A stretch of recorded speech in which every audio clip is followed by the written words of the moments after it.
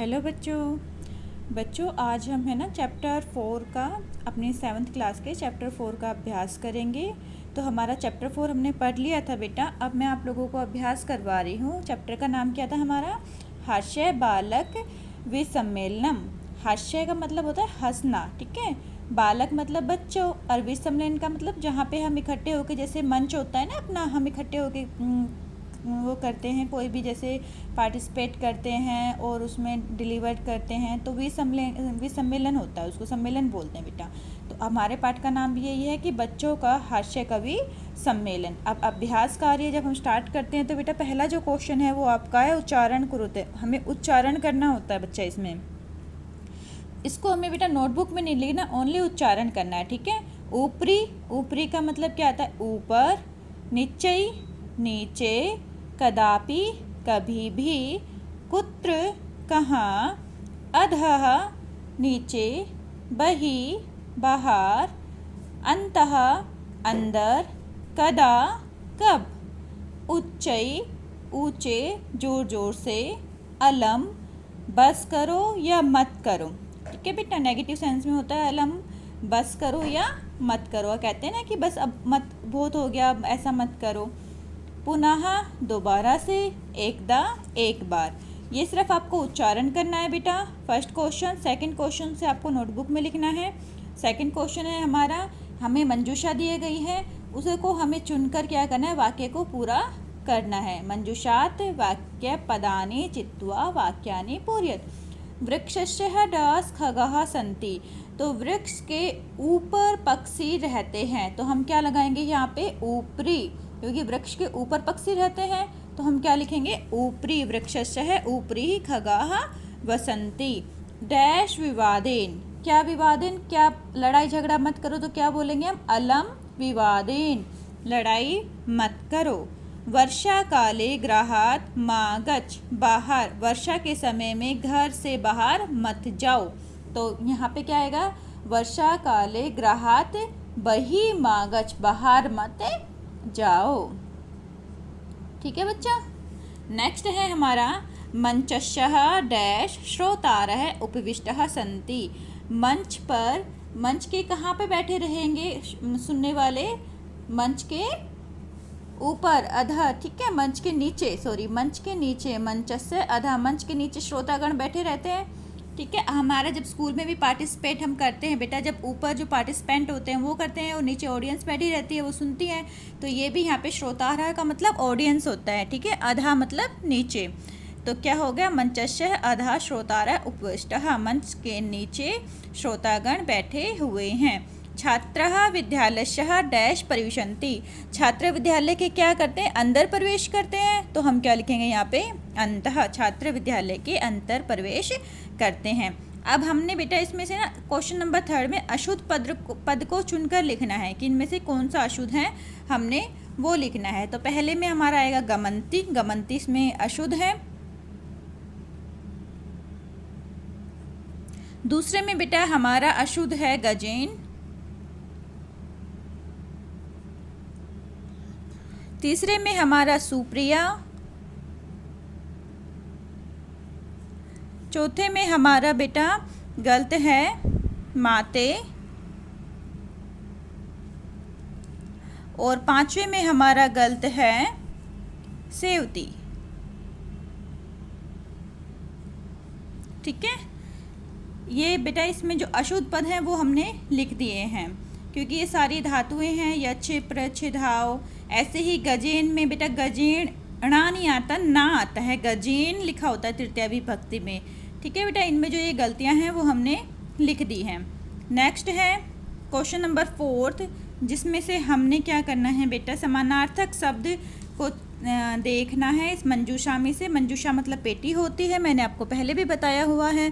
तो जो ये हमें मंजूषा दी गई है बेटा, उसमें से हमें देखकर तब हमें क्या करना? समानार्थक पद लिखने हैं, समान अर्थ, जिसका समान अर्थ हो। जैसे प्राप्य, प्राप्य का समान अर्थ क्या होगा इसमें? लब्ध्वा। प्राप्य का मतलब भी प्राप्त होना होता है बेटा, किसी चीज़ को प्राप्त करना। और लब्ध्वा का मतलब भी क्या होता है? प्राप्त करना, ठीक है। ऐसे ही नेक्स्ट है कुशल, हम किसी चीज़ में कुशल हैं, इसका मतलब क्या है, हम उस चीज़ में दक्ष हैं, तो यहाँ पे क्या आएगा, दक्षः।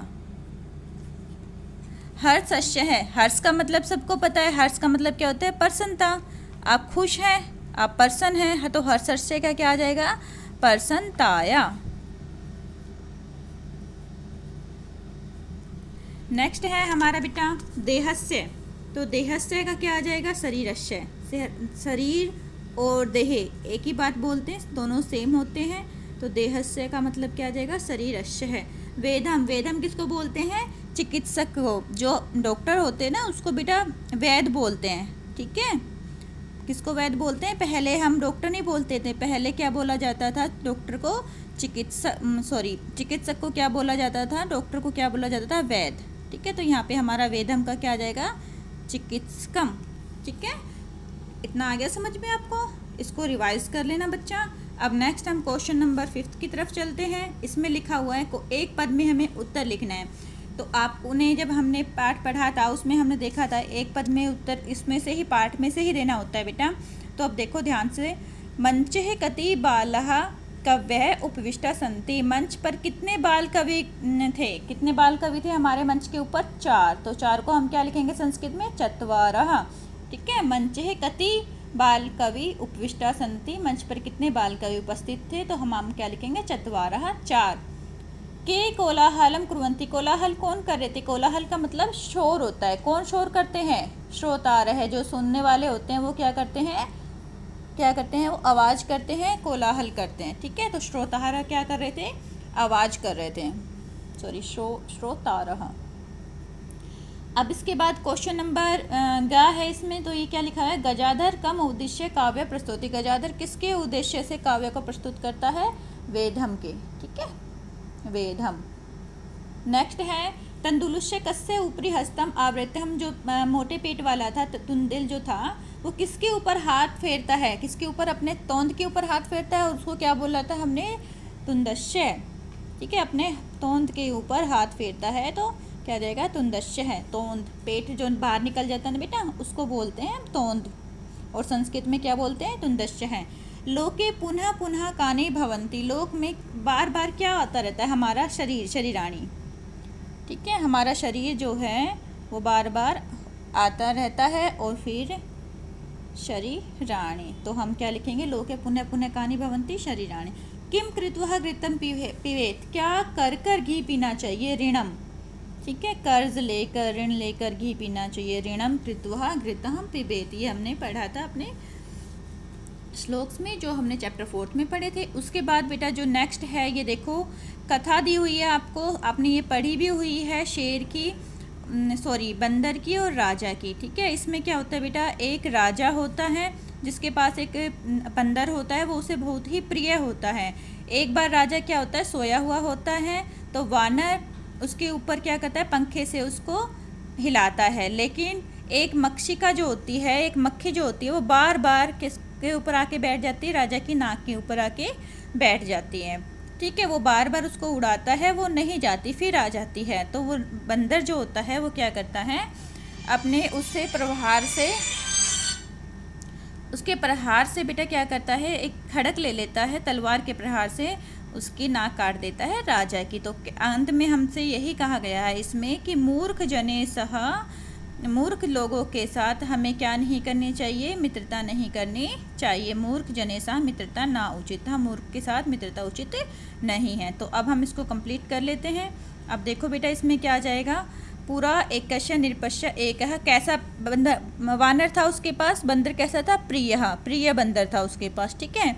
एकदह निरपः डैश आसित, एक बार जो राजा था वो क्या कर रहा था, राजा क्या कर रहा था, सो रहा था, तो क्या लिखेंगे, सुप्तः, सेकंड में हमारा क्या जाएगा, सुप्तः, राजा सो रहा था। वानरः डैश तम अविजत, वानर क्या कर रहा था, उसको पंखे से हिला रहा था, तो क्या जाएगा इसमें, पंखे से हिलाने को क्या बोलते हैं, वैजनेन, ठीक है, वैजनेन, वो पंखे से उसको हिला रहा था, पंखा उसको कर रहा था, ठीक है।